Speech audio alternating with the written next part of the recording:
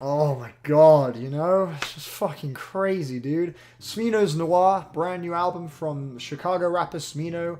Back, we got a new cable. Thank you, Stefan, for being the fucking plug. Please excuse my potentially really croaky voice, but I got a bit of a sore throat. I don't know if you can notice. Talking kind of hurts right now, so I'm gonna try and keep this review as brief as possible, but that might be quite difficult. It's like 18 fucking tracks. It does not need to be 18 tracks, though. There's plenty of filler on this fucking album. But yeah, I do like Smino. I do really... Wait. Fuck's sake, I did it again. He released his debut album, Black Swan, last year. I thought it was really charismatic, bouncy, catchy, colorful, consistent, and charming. I enjoyed it quite a lot.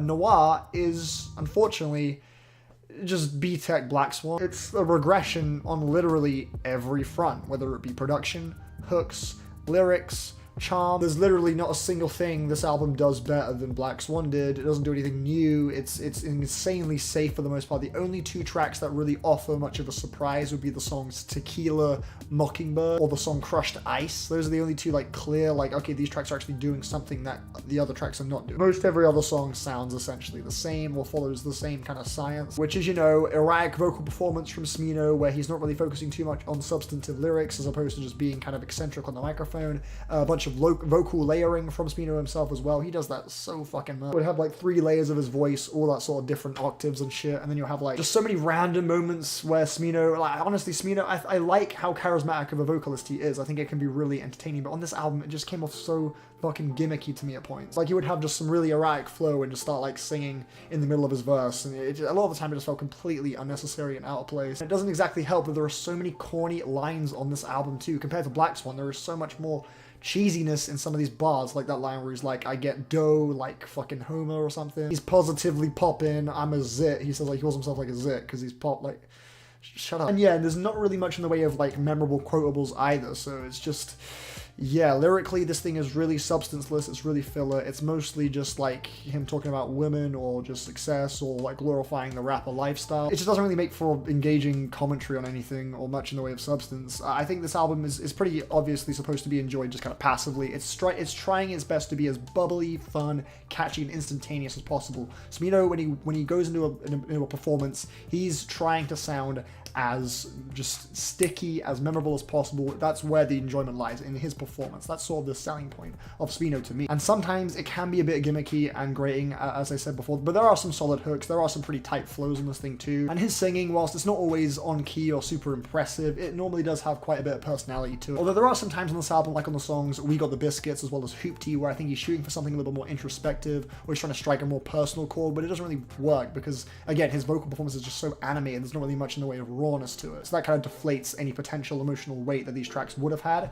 But yeah, my favorite songs here are the ones that are just really just bright, colorful, vibrant, fun, follow a pretty straightforward pop structure, and they're just executed really well. Bam 2 Times, Z4L, LMF, fucking Low Down Dirty Blues. Like, these are the tracks that stuck out the most to me personally. Like Bam 2 Times, that fucking hook is irresistible. Inside peanut butter, inside jam, inside peanut butter. I think it's really fucking infectious. I thought Crushed Ice was pretty good, even though lyrically it is definitely one of the most obnoxious. But that's kind of the point. Again, it's just sort of being as over the top as it can. Like, it's the most weird flex but okay song on this album. He's like, I like fucking 2 girls at the same time. It's just like, dude, well, I just like how skeletal the beat is on this track. It's kind of really cold-blooded to me, and I think the kind of subtlety in the performances on this track has a bit of an attitude to it. Like Valet, who's featured on this track, I think it's how you pronounce his name, Valet, you know, the guy on Good Music. His feature was really just kind of like subtle and like delicate. The verse from J2 on I think it was Z4L was insanely charismatic and fun and catchy, even though again the lyrics, there was a line where he's talking about like, I'm in her mouth like Colgate or something. Like, yeah, like that's kind of bad. But like, yeah, I mean,